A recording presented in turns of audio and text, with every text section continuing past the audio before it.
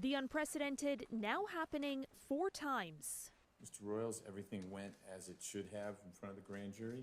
A grand jury voting to indict a former U.S. president in a 4th criminal investigation. All right. Thank you all. Yes, you too.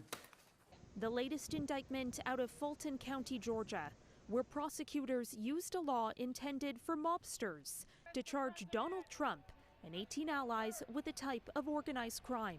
The defendants engaged in a criminal racketeering enterprise to overturn Georgia's presidential election result. The indictment alleges after Trump lost the presidential election in 2020, the defendants conspired to overturn the popular vote in Georgia. I just want to find 11,780 votes. That now infamous phone call sparked the investigation by Democratic District Attorney Fani Willis, and it quickly expanded from there. Her case cites alleged crimes like lying about election fraud to Georgia lawmakers, creating fake electors, and plotting to access voting systems. It is now the duty of my office to prove these charges in the indictment beyond a reasonable doubt at trial.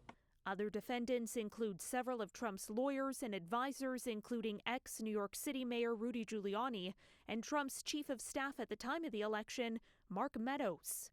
Not all face the same counts, but what ties them together are those racketeering charges, typically associated with taking down the big fish. A lot of times jurors have trouble seeing something that isn't like a street gang or a organized crime syndicate as a criminal enterprise for purposes of that statute. She's throwing the book at him, and she's also going after everyone. But obviously, it makes it a little bit more challenging at trial as well. Compare that now to the federal indictment filed against Trump just weeks ago for similar charges. Prosecutors in that case came to the same conclusion, that Trump conspired to unlawfully change the outcome of the election. But unlike this Georgia indictment, legal analysts say the federal indictment is a more streamlined case.